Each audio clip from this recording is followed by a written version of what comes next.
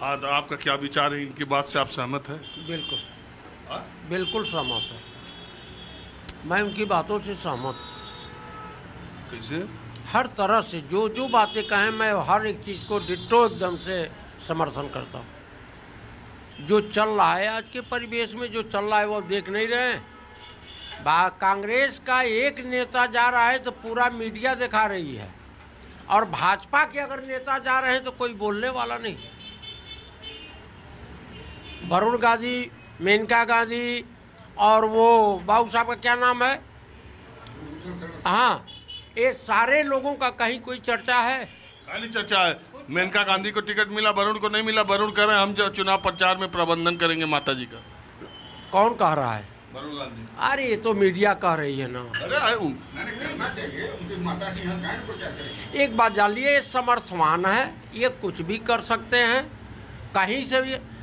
एक चीज़ मैं आपको बताऊं, आप पत्रकारिता कर रहे हैं, सारी चीज़ें कर रहे हैं, कभी आपने ये देखा है कि सूचना जारी होने के बाद से किसी बड़े नेता को, मुख्यमंत्री को कोई गिरफ्तार कराया है? किसी की हैसियत आज के इतिहास में कोई ऐसा किया है? नहीं किया है। ये किए हैं इसलिए कि इनके पास ईवीएम है, 400 पार नहीं, ये 500 पार हो जाएंगे। ईवीएम है। आपने कहीं सुना है कि अगर कोई जांच एजेंसी किसी मुख्यमंत्री को सम्मन दे और 9 बार वो सम्मन पर ना आए? 9 बार सम्मन पर ना आए तो 9 बार वाले में उनको पहले ही गिरफ्तार कर लेना चाहिए। क्यों ये चुनाव पीरियड में गिरफ्तार किया? आज सूचना जारी होने के बाद क्यों गिरफ्तार किया? आप ये बता सकते हैं? हमारे और आपके यहाँ एक सम्मन 9 आ जाए तो बयान वाले वारंट आ जाएगी, पुलिस आ जाएगी।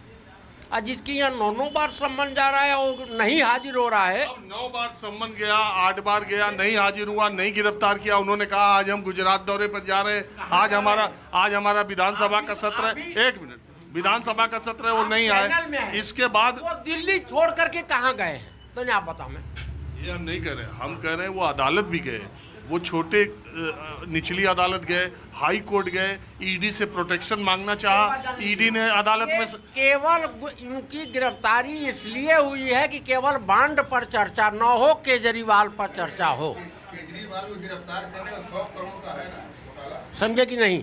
केवल एकमात्र की बांड पर चर्चा न हो। केजरीवाल पर चर्चा हो रहा है इस समय।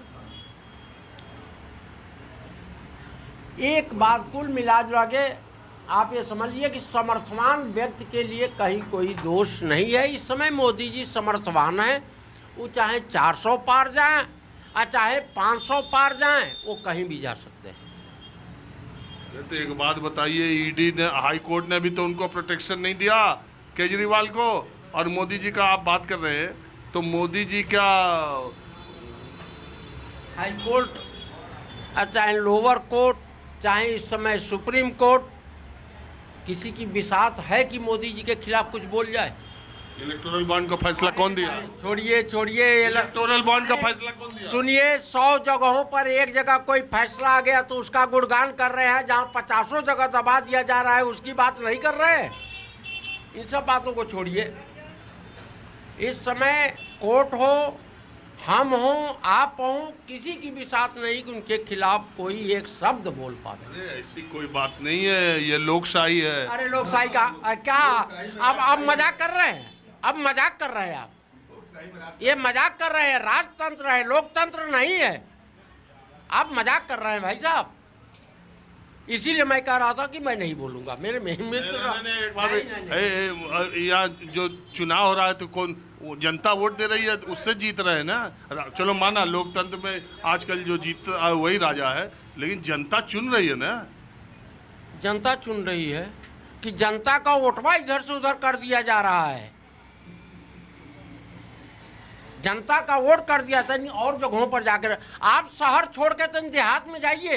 अरे हम देहाते में रहते हैं। आप आभास हो जाएगा। आप देखिए, आप मजा ले रहे हैं। नहीं मजा ले रहे हैं। सुनिए मैं बता, मैं देहात में ज्यादा रहता हूँ। कल भी मैं देहात में ही रहूंगा, 2 दिन पहले भी मैं देहात में था। अभी थोड़ा होली का मौसम, क्या करके देखिए देहातों में क्या स्थिति हो रही है।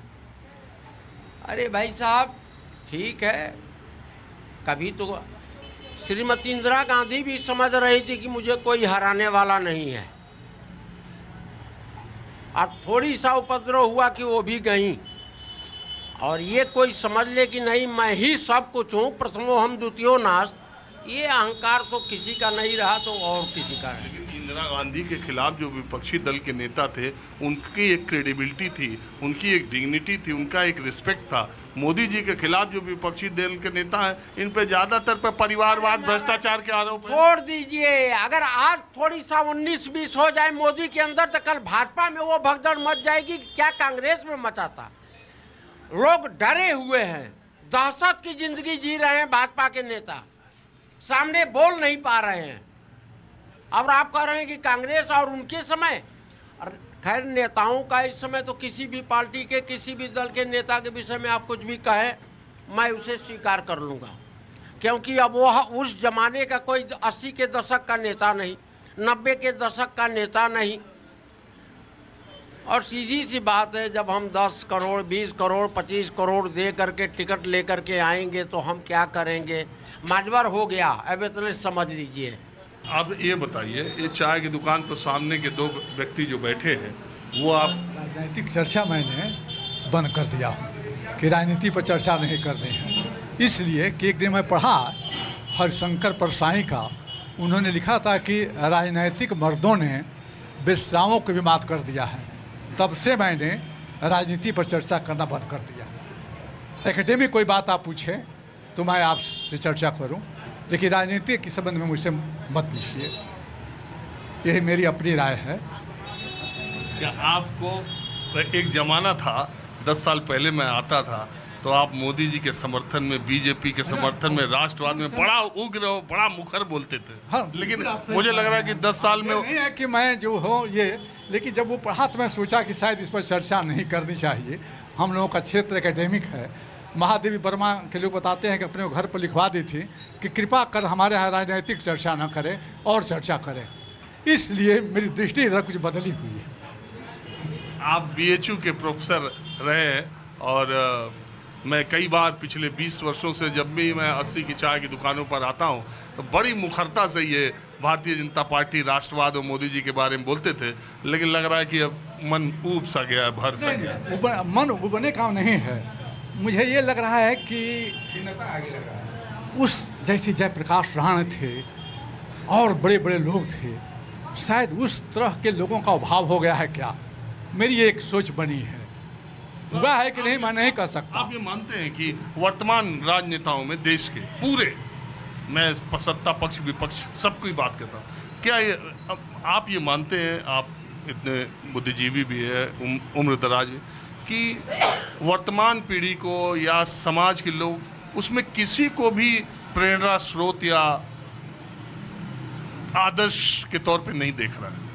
मैं इस समय तो मैं किसी में उस आदर्श रूप में आदर्श नहीं पा रहा हूँ। और आप जाएंगे मेरे घर पर तो महामना पंडित मदन मोहन मालवीय का आप देखेंगे चित्र, उनका मैं चित्र लगाया हुआ हूँ, किसी और राजनीतिक व्यक्ति का नहीं। जब तक मेरे लड़के ने कई जगह जो है ऐसा कर दिया है जो लगता कोई जाएगा तो थोड़ा सा ये होगा कि भाई चौबे जी राजनीतिक आदमी हैं, लेकिन मैं राजनीतिक नहीं हूँ, ये जानिए कि मैं पॉलिटिकल नहीं हूँ। जो राजनीति में जो कुछ हो रहा है उस पर जब कभी कभी सोचता हूँ तो लगता है कि क्या राजनीति में नैतिकता नहीं रह गई है, क्या मूल्यों को लेकर के राजनीति नहीं हो रही है क्या, इस पर कभी कभी विचार करता हूँ।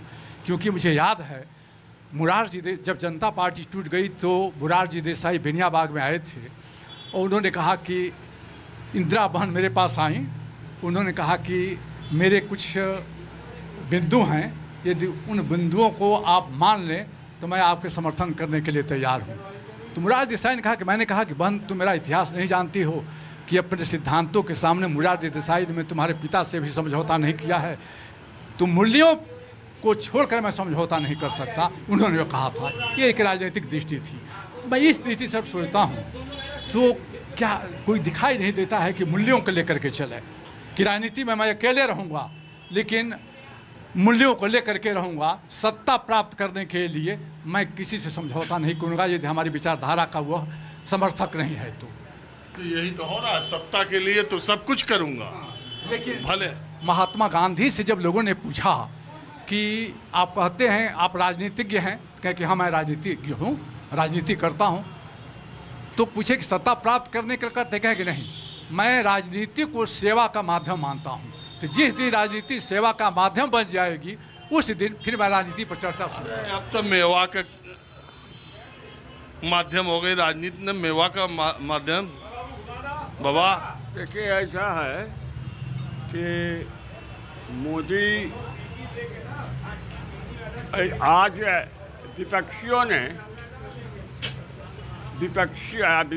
ने कहा अभी तक गठबंधन का कैंडिडेट नहीं पूरा हुआ है, और हमारा आज से मथुरा से बुद्धिजीवियों का सम्मेलन शुरू हो रहा है। रह गए हमारा मोदी जो है काम किया है, इसलिए उसको 100% मार्क्स दिया जाएगा, और 2% ग्रेस मार्क्स दिया जाएगा। और रह गया बनारस की बात जहाँ तक है, आपने कैलकुलेट किया है यहाँ 3.5 लाख ब्राह्मण हैं, ब्राह्मणों का खाने पीने का उसने इंतजाम कर दिया जोगी उसने, और वही 3,500 भुइहार भी ब्राह्मण बन जा रहे हैं, और 4-5 हज़ार यहाँ वोट पा करके जीतेगा। कैंडिडेट जो कांग्रेस का है वो हरा मेरा बहुत खास है, लेकिन उसको जो है शेर बरबर के सामने जो है बकरा के रख दिया है। चलिए ठीक है, माहौल क्या हमें बस आज इतना ही। अगले एपिसोड में फिर मुलाकात होगी। कैमरामैन कालीकांत झा के साथ राजीव रंजन, न्यूज़ 24 वाराणसी।